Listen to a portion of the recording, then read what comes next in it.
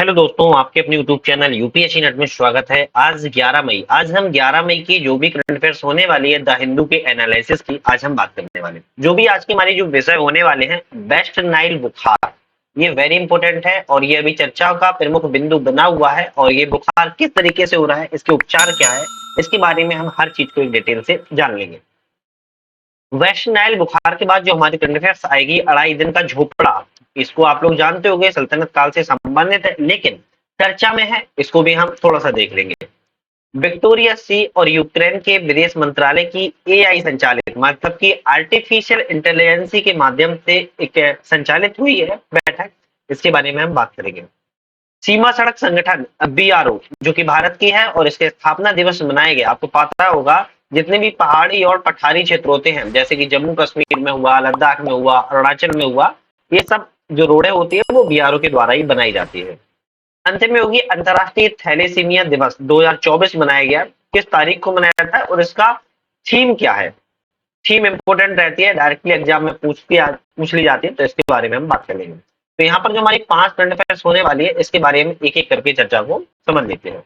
जल्दी से subscribe like कर लीजिएगा, शेयर कीजिएगा, और हमारा ऐप है जिसकी डिस्क्रिप्शन में लिंक है, ऐप को आप लोग डाउनलोड करके भी बहुत सारी टेस्ट सीरीज है, टेस्ट सीरीज आप लोग लगा सकते हो यार, तो ठीक है। खैर, हम पहली करंट अफेयर्स की बात करते हैं। वेस्ट नाइल बुखार। वेस्ट नाइल बुखार किसके कारण फैलता है पता है अगर आप लोगों को, तो जल्दी से 1 सेकंड के अंदर कमेंट करके बता दीजिएगा। चर्चा में क्यों है? तो यार केरल की वेस्ट नाइल बुखार के कुछ मामले सामने आए हैं। कहां पे आए हैं? सबसे पहले आए हैं केरल में। याद रखिएगा, बहुत सारी चीजें केरल में ही है ना, बीमारी दिखती है। तो केरल में वेस्ट नाइल बुखार का पहला मामला सामने आया है। क्या है? तो वेस्ट नाइल वायरस से होने वाला एक संक्रमण है। याद रखिएगा, क्या है? एक संक्रमण है जो कि एक वायरस से होता है। प्रसार इसका क्यूलेक्स प्रजाति के मच्छरों के काटने से इसका प्रसार होता है। मतलब कि जो क्यूलेक्स प्रजाति का एक मच्छर होता है, उस मच्छर अगर वो काट लेता है, तो उस मच्छर के काटने से यह वेस्ट नाइल जो बुखार है वह फैलता है। इसका प्रभाव किस में होता है? मनुष्यों के घातक न्यूरोलॉजिकल रोग होता है। क्या होता है? एक न्यूरोलॉजिकल, मतलब कि एक मस्तिष्क का रोग होता है जिसका प्रभाव पड़ता है। इसका उद्भव कहां से हो, मतलब इसका प्रारंभ कहां से होता है? तो इसका प्रारंभ मूलतः अफ्रीका से माना जाता है। याद रखिएगा, जो अफ्रीका है, अफ्रीका महाद्वीप से सबसे पहले इसका उद्भव माना जाता है। पहली बार कब देखा गया था? तो पहली बार 1937 में युगांडा में देखा गया था। कहां पर? युगांडा में 1937 में देखा गया था। और भारत में केरल में सामने दिख रहा है वेस्ट नाइल बुखार, जो कि एक मच्छर के काटने से वायरस होने वाला बुखार है जो संक्रमण फैलाता है। तो याद रखिएगा, जो इंपॉर्टेंट बातें होती हैं आर्टिकल्स में, उनको हम यहाँ पर लाते हैं जो कि आपके लिए इंपॉर्टेंट है। वर्तमान में इसका प्रसार कहाँ है? आपको पता है, मैंने आपको बता दिया है कि इसका उद्भव कहाँ से हुआ था, अफ्रीका से हुआ था, है ना। लेकिन अभी बात कर रहा है कि वर्तमान में कहाँ कहाँ पाया जाता है। तो यूरोप में पाया जाता है, एशिया में भी पाया जाता है, और उत्तरी अमेरिका में भी इसको देखा जाता है। तो यहाँ पर अगर आप देख पा रहे होगे, तो अंटार्कटिका हुआ, आर्कटिक हुआ और ऑस्ट्रेलिया हुआ, इन सब यहाँ पे इसका प्रसार नहीं है। लक्षण, इसके लक्षण क्या है? अगर वेस्ट नाइल बुखार के लक्षणों की बात करें, तो अधिकांश लक्षण जापानी एंसेफेलाइटिस के समान है, जैसे कि तेज बुखार को आना, सिर दर्द होना, गर्दन में अकड़न होना, कोमा की स्थिति में जाना, कपी आना, ऐठन होना, मांसपेशियों में कमजोरी और पक्षाघात के इसमें प्रमुख तौर पर ये लक्षण पाए जाते हैं। अब जब लक्षण है, बुखार फैल रहा है, तो इसका उपचार भी होगा। तो इसका उपचार क्या है? तो इसका उपचार है एंटीबायोटिक्स की अप्रभावी होने के साथ साथ कोई टीका या फिर विशिष्ट दवा अनुपलब्ध, याद रखिएगा, किंतु आराम करने से, तरल पदार्थों के सेवन से, ओवर द काउंटर से दर्द निवारक दवाओं के लिए यह अनुशंसनीय है। मतलब कि वैसे तो इसके लिए कोई टीका या विशिष्ट दवा उपलब्ध नहीं है, लेकिन आप आराम करोगे, तरल पदार्थों का जूस वगैरह का सेवन करोगे, ओवर द काउंटर दर्द निवारक दवाएं आप लोगे, तो कहीं ना कहीं उपचार में आपको फायदा हो सकता है। नेक्स्ट हम बात करते हैं अढ़ाई दिन का झोपड़ा। तो आज की हमारी सेकंड कॉन्फ्रेंस है अढ़ाई दिन का झोपड़ा, और ये सल्तनत काल से संबंधित है। सल्तनत काल से है, संबंधित है ना, सल्तनत जो गलत लिख दिया होंगे ना, सल्तनत काल से यह संबंधित है। अढ़ाई दिन का झोपड़ा कुतुबुद्दीन ऐबक ने, ठीक है, बनवाया था। अब इसको हम एक एक करके चीजों को देख लेते हैं, चर्चा में क्यों है। तो अढ़ाई दिन का झोपड़ा राजस्थान के अजमेर में एक ऐतिहासिक मस्जिद है। कभी कभी क्वेश्चन में ये भी आ जाता है कि अलाउद्दीन का झोपड़ा क्या है, एक महल है, घर है, मस्जिद है, मंदिर है, गुरुद्वारा है, क्या है? तो आपको याद रखना है यह एक मस्जिद है।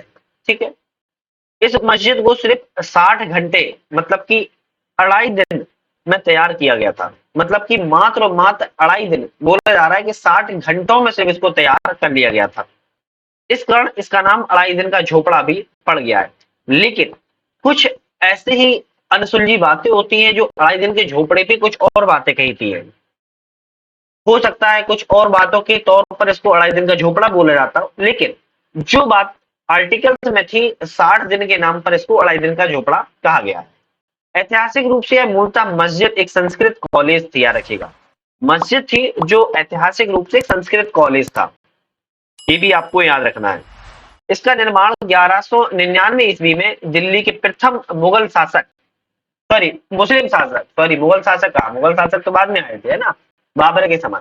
तो प्रथम मुस्लिम शासक कुतुबुद्दीन ऐबक ने इसका निर्माण करवाया था। कुतुबुद्दीन ऐबक ने दो चीजों का और निर्माण करवाया था, अगर आप बता सकते हैं तो बताइएगा कमेंट में। एक तो हो गया 2.5 दिन का झोपड़ा, ठीक है, और दो चीजों का निर्माण किस किस चीजों करवाया था आप मुझे कमेंट करके बताइए। 2.5 दिन का झोपड़ा दिल्ली में कुतुब मीनार परिसर के मस्जिद के समकालीन है, याद रखिएगा।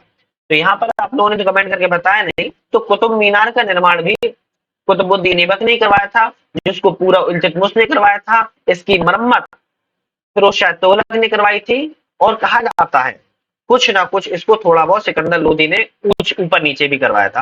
खैर वो अलग बात हो गई है, लेकिन कुतुबुद्दीन ऐबक ने इसका नींव रखवाई, इल्तुतमिश ने पूरा करवाया, फिरोज शाह तुगलक ने इसकी मरम्मत करवाई थी। जो कुतुब मीनार की परिसर में मस्जिद बनी है, उसके ही समकालीन 2.5 दिन झोपड़ा की मस्जिद भी बनी हुई है। इस शैली में जो है इंडो इस्लामिक वास्तुकला पर आधारित है, मतलब कि इंडो और इस्लामिक, ठीक है। चारों तरफ से एक चतुर्भुज बना हुआ है, याद रखिएगा। पवित्र कुरान के शिलालेख, अरबी वास्तुकला से प्रेरित कई पुष्पों का डिजाइन भी यहाँ पर उल्लिखित है। सुल्तान इल्तुतमिश के बाद 1213 ईस्वी में कोरबेल्ड उत्कीर्ण मेहराबों से इसको सुशोभित भी किया गया था, मतलब कि ऐसे छज्जे बने हुए हैं, है ना, उस तरीके से इसको भी तैयार किया गया था। तो यहाँ पर मैंने दो कन्फ्रेंस की बात कर ली है, नाइल बुखार की और 2.5 दिन का झोपड़ा की। तीसरी बात करते हैं विक्टोरिया से यूक्रेन के विदेश मंत्रालय की एआई संचालित, आर्टिफिशियल इंटेलिजेंस के द्वारा संचालित की गई है बैठक। यूक्रेन की स्थिति देखोगे तो यूक्रेन की स्थिति ये है, रसिया लगता है, बेलारूस लगता है, पोलैंड भी लगता है, स्लोवाकिया लगता है, हंगरी लगता है, मोल्डावा मोल्डोवा लगता है, रोमानिया भी लगता है, ओडिशा लगता है ना, तो और इससे ब्लैक सी लगता है, सी ऑफ एजोब भी लगता है। तो इतनी सारी चीजें इससे यूक्रेन से लगती है। खैर हम यहाँ बात कर रहे थे कि एआई संचालित, तो यूक्रेन के विदेश मंत्रालय से आधिकारिक बयान के लिए एक एआई संचालित डिजिटल परिवक्ता का अनावरण किया गया है। यूक्रेन और विक्टोरिया सी के मध्य में एक बैठक हो रही है, उसमें आर्टिफिशियल इंटेलिजेंस के माध्यम से एक डिजिटल प्रवक्ता है, उनको यहाँ पर लाया जा रहा है। प्रवक्ता का नाम विक्टोरिया सी रखा गया है। क्या रखा गया? विक्टोरिया सी रखा गया है। इसकी नियुक्ति का उद्देश्य संचार प्रक्रियाओं को व्यवस्थित करने, समय और संसाधनों की बचत करना है। प्रवक्ता को गेम चेंजर्स टीम के द्वारा विकसित किया गया है। तो ये टीम है जो गेम चेंजर्स, उसके द्वारा विकसित किया गया, और इसका उद्देश्य है कि जो संचार की प्रक्रिया है उसको समय और संसाधनों की बचत हो सके, इसके लिए सुव्यवस्थित करना। यह टीम यूक्रेन में युद्ध से संबंधित आभासी वास्तविकता सामग्री के लिए जानी जाती है। क्या रखिएगा, थोड़ी सी हम यूक्रेन की बात करें। वैसे यूक्रेन का मैप हम आपको ऑलरेडी दिखा चुके हैं, बाकी आप लोग अपना मैप रख के बैठो। यूक्रेन पूर्वी यूरोप में स्थित एक देश है। इसकी सीमा की बात की जाए तो पूर्व में रूस से लगती है, उत्तर में बेलारूस से लगती है, पोलैंड से लगती है और स्लोवाकिया से लगती है।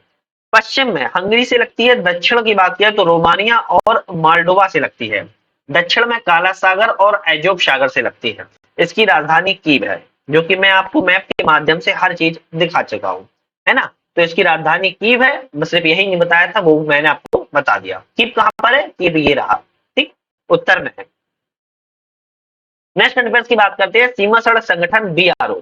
अब बीआरओ का नाम आता है तो इंपोर्टेंट है, और बीआरओ का जो साइन है वो इस तरीके से है। बीआरओ की स्थापना दिवस है। उसके पहले आप लोग जल्दी सब्सक्राइब कर लीजिए, वीडियो लाइक कर लीजिए, शेयर कीजिए अपने फ्रेंड सर्कल में, मुझे मोटिवेशन मिलेगा। साथ में हमारा ऐप है जिसकी डिस्क्रिप्शन में लिंक है, आप इसको डाउनलोड करके टेस्ट सीरीज वगैरह भी लगा सकते हो। सीमा सड़क संगठन की बात करें तो 7 मई 2024 को सीमा सड़क संगठन, जिसको हम शॉर्टकट में बीआरओ भी कहते हैं, अपना 65वां स्थापना दिवस मनाया हुआ है। इसकी स्थापना 7 मई 1960 को की गई थी और 2024 में इन्होंने 65वां स्थापना दिवस मनाया है। यह रक्षा मंत्रालय के नियंत्रण में कार्य करता है। इसका मुख्यालय नई दिल्ली में है। इस संगठन की टैगलाइन है, हमारे महान पर्वतों की खामोशी में काम बोलता है। टैगलाइन इंपॉर्टेंट है, याद रखिएगा, कभी कभी टैगलाइन पूछ ली जाती है, क्या हो सकती है, हमारे महान पर्वतों की खामोशी में काम बोलता है। याद रखिएगा, ये टैगलाइन है बीआरओ की। अगर हम सीमा सड़क संगठन की बात करें तो इसका मुख्य कार्य सीमावर्ती जो क्षेत्र है उनकी सड़कों का निर्माण करना और रखरखाव करना इसका प्रमुख उद्देश्य है। सीमावर्ती क्षेत्रों की बात कर रहा है, जैसे कि पाकिस्तान से अगर किसी देश किसी राज्य की सीमा लगती है वहां पर, अफगानिस्तान से लगती है वहां पर, चाइना से लगती है वहां पर, नेपाल से लगती है वहां पर, भूटान से लगती है वहां पर और म्यांमार से लगती है वहां पर। तो इन सारे देशों जो सीमाएं, और बांग्लादेश से भी है ना, और बांग्लादेश से भी लगती है वहां पर भी, इन देशों से जो राज्यों की सीमाएं लगती हैं वहां पर जो भी सड़कों का निर्माण या रख रखाव होता है वो बीआरओ के द्वारा ही किया जाता है, ताकि सशस्त्र बलों की रणनीतिक आवश्यकताओं को यहाँ पर पूरा किया जा सके। इसके लिए भारत की उत्तरी और पश्चिमी सीमाओं पर 9,000 फीट से लेकर 19,000 फीट तक की ऊंचाई पर सड़क निर्माण और रखरखाव का कार्य सीमा सड़क संगठन मतलब कि बीआरओ के द्वारा किया जाता है। ठीक है। वर्तमान में इस संगठन के कार्यों का विस्तार की बात की जाए तो 11 राज्यों में और 3 केंद्र शासित प्रदेशों में कर रही है। विभिन्न परियोजनाओं के माध्यम से दूर दराज के क्षेत्रों की सामाजिक आर्थिक प्रगति को सुनिश्चित करने के अतिरिक्त यह देश की महत्वपूर्ण सुरक्षा में भूमिका भी निभाता है। इसलिए भारत के साथ साथ भूटान में, म्यांमार में, अफगानिस्तान में और तजाकिस्तान जैसे कई देशों में सड़कों का, पुलों का, हवाई क्षेत्रों का भी निर्माण किया हुआ है। तो ऐसा नहीं है कि सिर्फ ये भारत में ही निर्माण करती है, बल्कि भारत के साथ साथ कई विदेशी देश जैसे कि भूटान हो गया है ना, अब जैसे कि म्यांमार हो गया है, अफगानिस्तान हो गया है और तजाकिस्तान हो गया है, इस तरीके से वहां पर भी है पुलों का और हवाई क्षेत्रों का भी निर्माण करती है। नेक्स्ट है अंतरराष्ट्रीय थैलेसीमिया दिवस 2024। आज की हमारी अंतिम करंट अफेयर्स है और ये 8 मई को मनाया गया है। कब मनाया गया? 8 मई को अंतरराष्ट्रीय थैलेसीमिया 2024 का डे मनाया गया है। आयोजन तिथि कब थी? प्रत्येक साल हर वर्ष 8 मई को मनाया जाता है। 2024 का विषय है जीवन को सशक्त बनाना, प्रगति को अपनाना, सभी के लिए न्याय संगत एवं सुलभ थैलेसीमिया का उपचार करना। तो इस 2024 की थीम या विषय वेरी इंपोर्टेंट है, याद रखिएगा। उद्देश्य क्या है? दुनिया भर में संवेदनशील जो थैलेसीमिया के समुदाय की एकजुटता है उसको बढ़ावा देना, इसके प्रभावों के बारे में जागरूकता बढ़ाना लोगों के या नागरिकों के बीच में इसका प्रमुख उद्देश्य है। तो थीम और उद्देश्य दोनों चीजें याद रखिएगा। थैलेसीमिया के बारे में जाने तो यह क्या है? तो एक वंशानुगत रक्त विकार होता है। कैसा होता है? ब्लड का विकार होता है यार, वंशानुगत तौर पर यह पाया जाता है।